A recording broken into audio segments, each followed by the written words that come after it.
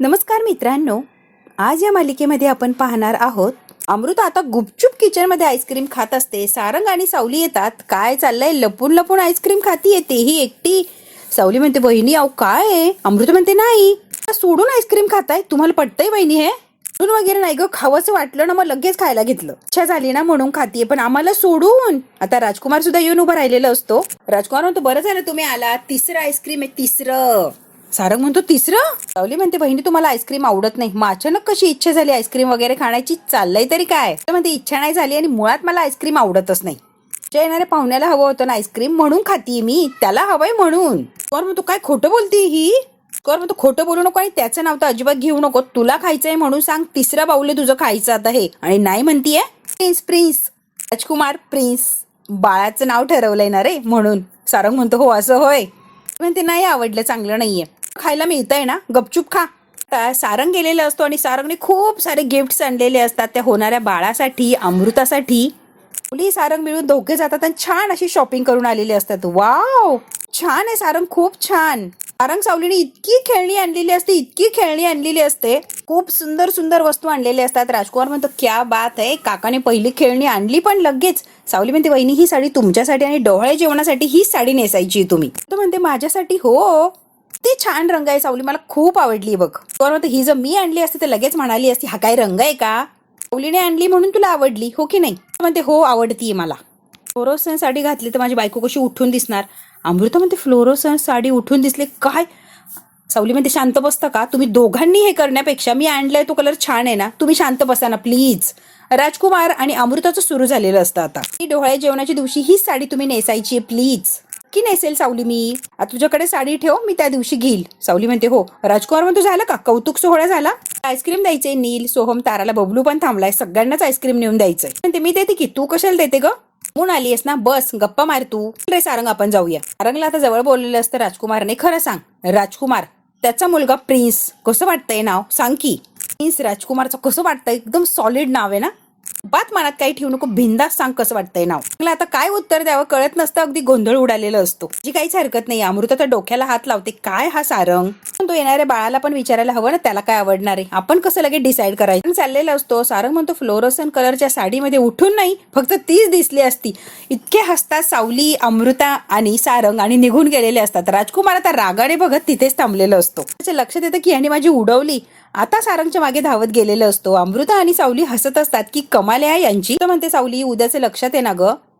आता सावलीला संकटात टाकत असते ही अमृता. मंदिरात जायचं असतं यांना. त्यांची काळजी करू नको, आईना बरोबर मॅनेज करते मी. म्हणते, मला मान्य आहे, पण मला भीतीही वाटते बहिणी. भीतीचं कसं आहे माहिती ना तुला? या सगळ्या याच्यात हलगर्जीपणा करून अजिबात चालत नाही या सावली. अमृता म्हणते, नसं यायचं तर नको येऊ, सांगून टाक. अवस्थेत मी एकटी जाईल, नको येऊ, काय गरज नाही. मी ऐकून तरी घ्या ना, येणार आहे मी. म्हणते, अमृता म्हणते, थँक्यू सावली, मला माहिती होत तू नाही म्हणणार नाहीये मला, आपण जाऊया उद्या, नक्की जाऊया आपण. तर राजकुमारने गरम पाणी आणलेलं असतं अमृताला प्यायला. गरम पाणी कशासाठी? 3 आईस्क्रीम खाल्ले, त्रास होणार आहे.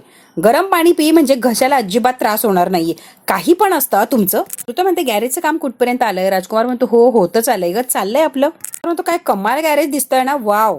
तो पाठवा ना. हो पाठवीन की. मला सुरुवात झाली काय कामाला? हो पासून लगेच? हो वगैरे काही करायची नाही का? लगेच कामाला सुरुवात? माझी सुरुवात करायच्या आधी ना पूजा करायची असती, छोटीशी तरी पूजा करायलाच लागणार आहे. काय अमृता, केली की छोटीशी पूजा? बाबांना घेऊन जा की, त्यांनाही छान वाटेल ना, त्यांना खूप आनंद होईल. ते कधी आलेत का? ते जर आले त्यांना खूप आनंद होणार आहे. पण कॉस्मेटिकचे मालक मालकीने ते आणि माझ्या गॅरेजमध्ये येणार कसं दिसतं? तुला तरी पटतंय का अमृता?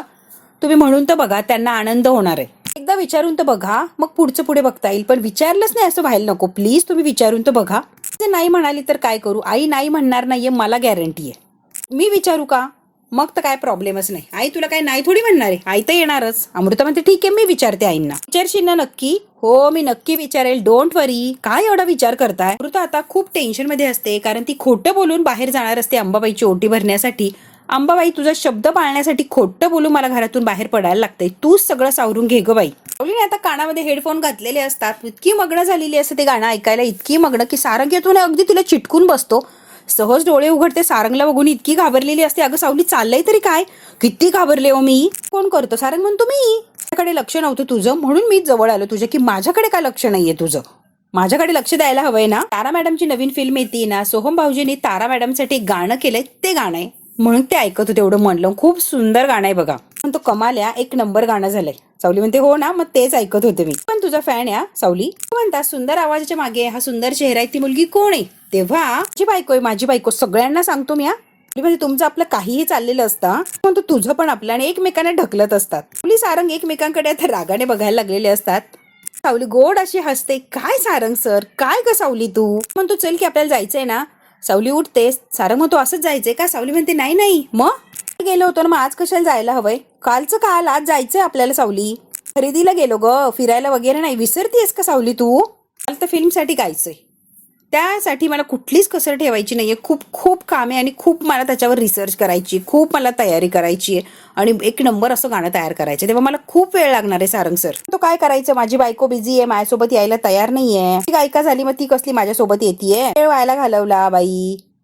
चल कर तुला काय करायचं, मी जातो एकटाच, नको येऊ माझ्यासोबत. आता रुसून निघून गेलेलं असतो. सावलीलाही वाईट वाटतं.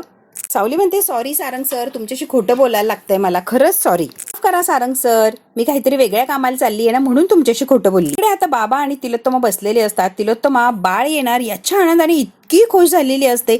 बाळ येणार, मग त्याची इवली इवली पावलं इकडून तिकडे धावणार, ते बोबडे बोल, त्याचा तो हट्ट, त्याचं ते रडणं, सगळ्या गोष्टी ती आता विचार करायला लागलेली असते. आणि किती छान वाटणार आपल्या घरात, हे सगळं काही विचार करत असते. आणि तिलोत्तमा दुपटीने आनंदी झालेली असते की माझ्या घरात इवलंसं बाळ येणारी, इवलीशी पावलं धावणारी, दुडू दुडू. खूप छान वाटत असतं तिलोत्तमाला आणि बाबांना सगळं काही ते सांगत असते. हसत असतात, कौतुकाने तिलोत्तमाकडे बघतात की खरंच असंच होणार आहे. माझं ना असं झालंय, कधी एकदाच ते बाळ येतं आणि कधी मी त्याची लाड करते बघा. खूप वर्षापासूनचं स्वप्न पूर्ण होतंय ना, त्यामुळे मी जास्तीच आनंदी आहे जरा.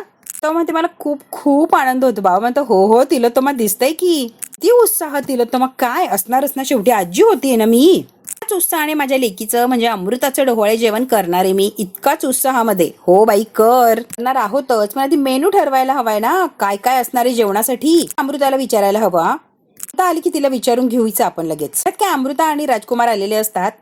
अमृता आलेली असते.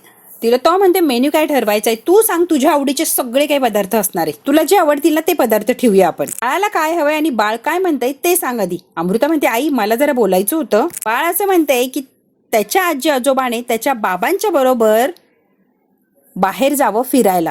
काय म्हणते अमृता? त्याच्या म्हणण्याचा अर्थ यांना कळालेला नसतो. तिलोत्तमा बाबांकडे बघते आणि बाबा तिलोत्तमाकडे बघतात की अमृता कुठे जायला लावती आपल्याला राजकुमारच्या बरोबर. राजकुमार म्हणतो गॅरेजचं काम पूर्ण झालंय ना, पॉस खूप छान आहे आणि गिराईकही वाढत चाललंय, छान सगळं व्यवस्थित चाललंय. म्हणते छान छान, आत्ताची जी नवीन जागा आहे ना, तुझा गाळाच मी विकत घेऊन टाकला, जरा अपुरं पडायचं ना, मग दोन्ही आता मोठं झालंय जागा. त्याची जुळाजुळ आम्ही दोघांनी केली आणि सगळं अरेंज सुद्धा झालंय, सगळं व्यवस्थित झालंय. म्हणतात मस्त प्रगती करतो, मला अभिमान आहे राजकुमार, असंच कर, आय लाईक इट. फॅक्ट आम्हाला दोघांनाही अभिमानच या राजकुमार, दोघांनाही आनंद होतोय. मुख्य म्हणजे राजकुमार शून्यातनं तू सुरुवात केली त्याचं कौतुक आहे आम्हाला. कोण म्हणतो थँक्यू बाबा, खरंच आनंद होतोय. शाळा घेतलाय, नवीन सेटअप वगैरे सगळं झालंय. तर म्हणत होते आपण छोटीशी पूजा करूया, म्हणून तुम्हाला सांगायला आलोय मी. कोण म्हणतो आमची अशी इच्छा होती. लगेच अमृता म्हणते आई बाबा आमच्या दोघांची अशी इच्छा आहे की तुमच्या दोघांच्या हातून पूजा व्हावी, विशेष करून आई तुम्ही पूजेसाठी जावं असा आग्रह आहे आणि तुम्ही जावंच असं माझा हट्ट म्हटलात तरी चालेल. पूजा म्हणा किंवा उद्घाटन, पण काहीतरी छोटंसं झालंच पाहिजे, कारण नवीन याला सुरुवात करतोय आपण, मग तसंच कसं करायचं आणि ते तुमच्या हाताने म्हटल्यावर अजूनच उत्तम. कुठलंही काम सुरू करायच्या आधी पूजा केली की मग बिनधास्त काम करता येतं ना, मग असं मला वाटलं आणि म्हणून मी तो विचार केला. बाबा म्हणतात छान कल्पना आहे. तो म्हणते हो आहे ना, कल्पना छानच आहे, काय गरज तिथे, मी नाही आली तर नाही चालणार का, तुम्ही जा एकटे, हवं तर मी नाही येऊ शकत आहे. तो बाबांना म्हणते तुम्ही जा, मी गेले काय आणि तुम्ही गेले काय एकच आहे ना. राजकुमार म्हणतो ठीक आहे, छोटंसं गॅरेज, छोटीशी पूजा आहे, नाही आलात तरी चालेल, इस ओके, तेवढं काय वाटणार नाही, पण एक सांगावं वाटलं होतं तुम्ही यावं म्हणून अगदी सांगितलं, काय हरकत नाहीये, नाही आलात तर नाही आलात. आता राजकुमारला वाईट वाटलेलं आहे हे तिलोत्तमाला आणि बाबांना अगदी स्पष्ट दिसत असतं. तो म्हणते अमृता तुझ्याऐवजी मी जाते, तुझी हरकत नसेल तर, मला काहीच प्रॉब्लेम नाहीये पूजेसाठी जायला, मी जाऊ शकते. आता राजकुमारला अमृताला इतका आनंद होतो. राजकुमार म्हणतो ठीक आहे, मी सगळी काही पूजेची तयारी करतो, मग तुम्हाला सांगतो, तुम्ही ऐन वेळेला या. मग त्यांनाही खूप छान वाटलेलं असतं. तिलोत्तमाने पॉझिटिव्ह असा निर्णय दिलाय. कोणी पण असं तिकडे, मी सगळी काही तयारी झाली की मग ऐन वेळेला फोन करतो, तोपर्यंत घराच्या बाहेर निघू नका. तिलोत्तमा म्हणते ठीक आहे. तुम्हाला आता काही काही निघून गेलेलं असतो. अमृता म्हणते आई खरंच थँक्यू, खूप बरं वाटलं, त्यांना तर खूप छान वाटणार तुम्ही जाणार तिकडे. अमृता आता निघून गेलेली असते, खूप छान वाटलेलं असतं तिला. आता बाहेर वाळवण्याचं काम करत असते, तिथे आलेली असते अमृता. तुम्ही कशाला बाहेर आलात, तिला तुम्ही मॅडमने सांगितलंय ना बाहेर यायचं नाही, मग तुम्ही का ऐकत नाही आहात, का ऐकत नाही पाहिजे तुम्ही, प्लीज. सगळं जाऊ दे, आपल्याकडे वेळ खूप कमी आहे. आता आई यांच्या गॅरेजवर जाणारे पूजेसाठी आणि आपल्याला पटकन जायचंय मंदिरात. आई घरी येण्याच्या आधी आपल्याला मंदिरातून घरी यायचंय. कळतंय का सावली? निघायचं, 1 मिनिटही वाया घालवायचं नाहीये. आई बाबा दोघेही बाहेर चाललेत, त्यामुळे आपण लगेच निघतोय. दोघेही एकाच वेळेला? असं काय केलंय तुम्ही की आई बाबा दोघेही चाललेत? सावली, हे सांगायला वेळ नाही आणि सगळंच तुला सांगत बसू का? काम झालंय ते महत्वाचं आहे ना. तू आवरून ये, पटकन आवर आणि लगेच आपल्याला निघायचंय. वहिनी, अजूनही मला भीती वाटते आणि आपण जाऊच नाही असं वाटतंय. आपण हे चुकीचं करतोय. प्लीज वहिनी, तुम्ही ऐका ना.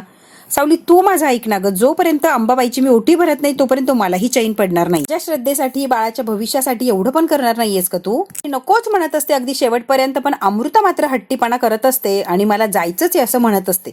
आता तिने इमोशनल ब्लॅकमेल केलेलं असतं सावलीला, त्यामुळे बिचारी सावली हो असं म्हणते येते तुमच्यासोबत, पण मला अजूनही भीती वाटते. खरंच सांगू का, माझं मन मानतच नाहीये तुमच्यासोबत यायला. नको आपण जायला, मला असंच वाटतंय. पण घाबरू नको, विश्वास ठेव ग माझ्यावर. अगदी 2 मिनिटात आले मी, तोपर्यंत तू तयार हो, आपण लगेच निघूया. बिचारी सावली मजबुरीने आता तयार व्हायला गेलेली असते, कारण तिला खूप वाईट वाटत असते की नको जायला आपण. तिला तर मग मॅडमला कळालं तर अवघड होऊन बसायचं. पण अमृताने इतका हट्टीपणा केलेला असतो की ती ऐकायला तयारच नसते. तो तयार होऊन आलेली असते, ती आता सावलीची वाट बघत असते. अमृता म्हणते, सावली चल ग बाई पटकन, 2च तास आहे. 2 तासात अंबाबाईच्या देवळात जायचं, ओटी भरायची आणि परत माघारी यायचंय. खूप अवघड सिच्युएशन आहे. सावली म्हणते, अजूनही वहिनी मला भीती वाटते. पण आता अमृताच्या शब्दासाठी बिचारी सावली चाललेली असते, शब्दामध्ये अडकलेली असते.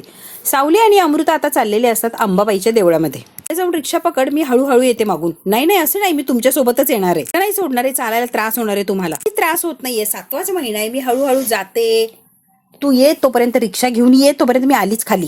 ते नीट या वहिनी. सावली घाबरलेली असते बिचारी, आता घाबरत चाललेली असते. चाललेले असतात तेवढ्यात काय तारा आलेली असते. काय, कुठे चालला? निघाली दोघींची स्वारी. तारा समोर उभी आहे म्हटल्यावर काय उत्तर द्यायचं यांना प्रश्न पडलेला असतो.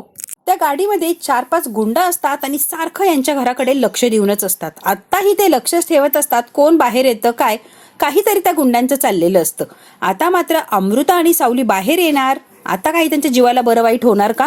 गुंडाला फोन लावलेला असतो की काही आहे का? तो म्हणतो 24 तास कडक पहारा देऊन उभा आहे मी तिथे, अजिबात तुम्ही टेन्शन घेऊ नका, मी तिथेच उभा आहे. चांगला चान्स मिळाला हो, पण सारंग होता ना तिच्या सोबत, त्यामुळे तिला उठवता आली नाही. आज बघू आपण. आता म्हणतो की तुम्हीच म्हटले होते एकटीला गाठायचं, म्हणून तिला एकटी कधी मिळते त्याची वाट बघतोय आम्ही. ती सापडतच नाहीये हो, पण प्रयत्न करतो. असली एकटी का आम्ही काही तिला सोडत नाही. आता सावलीला पकडण्यासाठी तिथे गुंड तिची वाट बघत असतात. 24 तास पहारा असतो.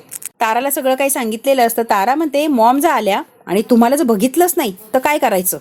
आणि उत्तर काय द्यायचं? मॉम चिडणार, वादविवाद होणार, यात काही शंकाच नाही. तुम्ही दोघी जण असला तर करायचं काय? मॉम जर अचानक माघारी आल्या तर त्यांना काय उत्तर देऊ मी? ताराचाही प्रश्न बरोबर असतो. अमृता म्हणते, तारा ऐक ना, आई बाबा परत यायच्या आत आम्ही नक्की येणार आहे, प्लीज तोपर्यंत मॅनेज कर ना. अमृता म्हणते, तारा ऐक ना, एवढं मॅनेज कर ना. वहिनी, मॅनेज कसं करायचं तुम्हीच मला सांगा. आई येणार आहे, डायरेक्ट विचारणार अमृता कुठे आहे तर काय सांगू? माझ्या रूम मध्ये आराम करते असं सांग की. बरं ठीक आहे, तुम्ही आराम करता, ठीक आहे. सावलीचं काय सांगू? सावलीचं विचारल्यावर सावली कुठे आहे म्हणून काय सांगू मी? वहिनी, तुम्ही मला धर्मसंकटात टाकताय. म्हणते रेकॉर्डिंगला गेले म्हणून सांगा, म्हणजे शंकाच येणार नाही. मी रेकॉर्डिंगला तशीही जातेच ना, त्यामुळे काही प्रॉब्लेम नाहीये. म्हणते ठीक आहे मी सांगते, पण मी रिक्स घेणार नाही.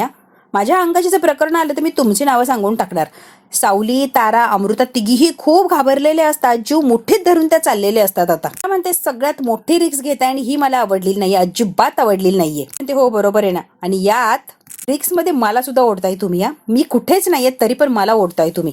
आता जर सगळ्यांचा पचका झाला ना तर सगळ्यांना एकदाच फैलावर घेतील आणि मॉमचा राग तर सगळ्यांना माहितीये. अमृता हट्टीपणा करत असते आणि जायचंच असं म्हटलेली असते, त्यामुळे सगळे काही वादविवाद होणार असतात. अजिबात ऐकायला तयार नसते ही अमृता. तारा म्हणते, आधीच माझ्यामुळे या घरात आधीच एवढं काय सगळं घडून गेलंय, आता माझ्यामुळे अजून काही घडायला नको. मला कशातच काही अडकायचं नाहीये, त्यामुळे प्लीज. गडबड झाली तर मी काय करू? मॉम तर मला समोर उभंही करणार नाही. अमृता म्हणते, असं आहे का तारा? वहिनी, आता लगेच सगळं नका काढत बसू, जा तुम्ही आणि लवकर या प्लीज. मला अडकू नका आणि तुम्हीही अडकू नका प्लीज. हो येतो ग बाई, म्हणते मी सांभाळते. अमृता म्हणते, थँक्यू. गोंधळामध्ये अमृता पर्स इथेच ठेवून गेलेली असते. तिच्या लक्षात येत नाही की आपण पर्स घरीच ठेवली आणि त्या दोघी तशाच निघून गेलेले असतात. खूप मोठी रिक्स घेऊन ते दोघीही गेलेले असतात आणि बिचारा ताराला सुद्धा त्यांनी धर्मसंकटात टाकलेलं असतं. आता दोघीही बाहेर निघालेले असतात, अमृता आणि सावली. सावली पुढे चाललेली असते आणि मागून अमृताला बोलवते. बरं, सावली आता एकटी आलेली असते आणि ते गुंड सावलीचीच वाट बघत तिथे थांबलेले असतात. सावली आता रिक्षासाठी आधी समोर आलेली असते आणि ते गुंड सावलीलाच बघत असतात. मात्र सावली रिक्षा थांबवत असते आणि अमृता हळूहळू खाली येत असते. इकडे मात्र भैरवी अगदी डोळे उघडते पटकन की आता तिचं जे शिकार आहे ते सापडायला लागलं की काय, तिला कुठेतरी अशी चाहूल लागलेली असते. हे सगळं काही जे जाळं विणलेलं असतं ते भैरवीने विणलेलं असतं फक्त आणि फक्त सावलीसाठी. गुंडांनी लगेच भैरवीला फोन लावलेला असतो की सावली निघाली इकडून, एकटीच आहे का ती? एकटीच ती, सोबत नाहीये कुणी. ते गुंड म्हणतात भैरवीला की ती एकटीच आहे, तिच्या सोबत तर कोणीच नाहीये. आता मात्र ते सावलीला पकडणार असतात. भैरवी इतक्या सहजपणे त्या गुंडांना सांगते की त्या सावलीला उडवून टाक. खेळ खल्लास झाला पाहिजे आजच्या आज, अजिबात ती पोरगी दिसता कामा नाही. जाईल मॅडम, तुम्ही टेन्शन घेऊ नका. भैरवीने सावलीला दिसता क्षणी उडवून टाक अशी ऑर्डर दिलेली असते गुंडांना आणि सावली बरोबर त्या गुंडांच्या गाडीच्या समोर उभी असते. म्हणते प्रत्येकाची वेळ असते ग सावली, फक्त वेळ यायला वेळ लागतो. आता माझी वेळ आली आहे, आता बघच तुझे काय हाल करते. म्हणते आज माझी वेळ आली आणि तुझा काटा आज कायमचा काढणार, परत तू माझ्यासमोर दिसणारच नाही. आज तुझा खेळ खल्लास सावली, तू बघतच राहा आता. अमृता आणि सावली आता रिक्षातून बसून चाललेले असतात आणि त्या गुंडांनी सांगितलेलं असतं भैरवीला की एकटीच बसली आहे सावली. सावली सोबत अमृता सुद्धा असते हे त्यांनी भैरवीला सांगितलेलंच नसतं. सावलीची रिक्षा उडवून द्यायचं सांगितलेलं असतं. काही झालं तरी सावली आज संपलीच पाहिजे. ते गुंड आता घाई करतात आणि पटकन गाडीत बसतात कारण त्यांना रिक्षाचा आता ऍक्सिडेंट घडवायचा असतो. तो म्हणते जोरात चालवा रिक्षा, आम्हाला पटकन पोहोचायचंय तिथे. सावली म्हणते जोरात चालवा काय, एवढी गडबड नाहीये, कुठे धक्का बिक्का काही लागलं तर करायचं काय, आरामात जायचंय, अजिबात घाई करू नका. म्हणतो काळजी करू नका, 5 मिनिटात पोहोचतोय आपण. म्हणजे खड्ड्यातून जरा सांभाळून चालवा बरं, पोहोचवतो मी, तुम्ही कशाला टेन्शन घेताय ताई. आता बरोबर सावलीच्या रिक्षाच्या मागे मागे असतात. आता ती सावलीची रिक्षा उडवून देणार असतात. गुंड स्पीड मध्ये आलेले असतात. अमृता आणि सावली रिक्षातून चाललेले असतात, त्यांच्या मागे गुंड असतात आणि बरोबर समोरून तिलोत्तमा आणि बाबांची गाडी येत असते. तिलोत्तमाची गाडी आता सावलीच्या समोरून क्रॉस झालेली असते, पण यांनी बघितलेलंच नसतं की तिलोत्तमा घरी गेलीये. अजूनही यांच्या मागेच असतात आणि तेवढ्या स्पीड मध्ये चाललेले असतात. तिला बिचारीला खूप भीती वाटत असते. मोठी रिक्स घेऊन ती अमृताला घराच्या बाहेर पडलेली असते. ती खूप घाबरलेली असते. ते गुंड आता कधीही सावलीला उडवून देणार यात काही शंकाच नाही, कारण भैरवीने सांगितलेलं असतं आज ती माघारी जाता कामा नये, घरी काहीही झालं तरी तिला उडवायचंच. मित्रांनो, बघू आता सावलीचा पांडुरंग येणार आणि सावलीला वाचवणार का, आणि अमृताचं काही बरं वाईट होणार नाही ना. हे जर बघायचं असेल आपल्याला तर बघायला लागणारे पुढचा भाग. हा भाग इथेच संपतो. व्हिडिओ आवडल्यास लाईक, शेअर, सबस्क्राईब नक्की करा. धन्यवाद.